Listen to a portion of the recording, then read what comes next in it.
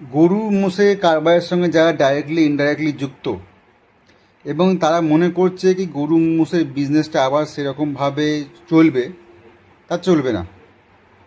ভাবছে 2-3 মাস পর বা 6 মাস পর ঠিক হয়ে যাবে, কিন্তু ঠিক হবে না। আর তা আমি প্রমাণ দিয়ে দেবো কেন ঠিক হবে না।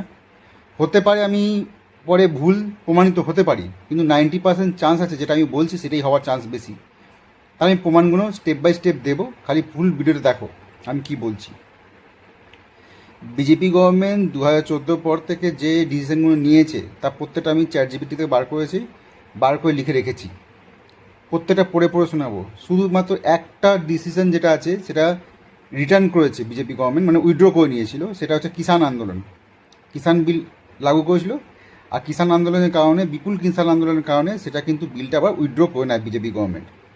এছাড়া কোনো বিল, কোনো ল যেটা ওরা পাস করেছে বা কোনো নিয়ম লাগু করেছে সেটা কিন্তু উইথড্র করেনি।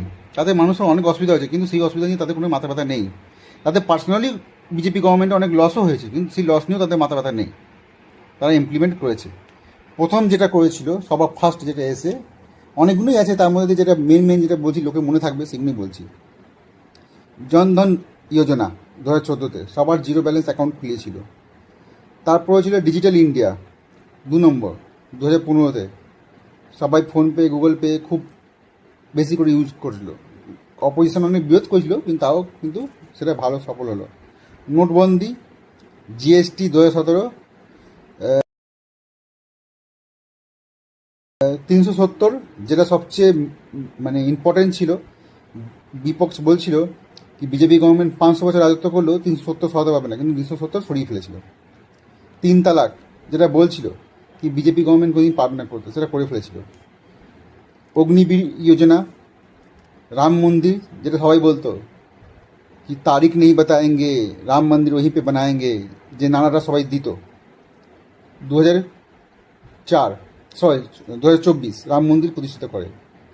সবচেয়ে লস যেটা হয়েছিল সেটা বিজেপি এনেছিল যে বিলটা, সেটা হচ্ছে gaming app, MPL, Dream11, My11 circle, এগুলো বন্ধ করেছিল। এতে বিজেপি প্রচুর লস হয়েছিল, কিন্তু তাও বিজেপি বন্ধ করে দিয়েছিল। কারণ বিজেপি এখান থেকে ডাইরেক্টলি ইনডাইরেক্টলি প্রচুর টাকা ইনকাম হতো, কিন্তু বিজেপি গভর্নমেন্ট বন্ধ করেছিল। তো এখানে নটা বললাম, একটাই খালি কিষাণ বিল, যেটা খুব বড় লেভেলে আন্দোলন হয়েছিল, তাই ওটা বিজেপি গভর্নমেন্ট বাধ্য হয়ে উইথড্র করেছিল। কিন্তু বাদ বাকি কোনোটাই বিজেপি গভর্নমেন্ট উইথড্র করেনি, আর সেটাকে কিন্তু চালিয়ে গেল, এখনও পর্যন্ত সেটা চলছে।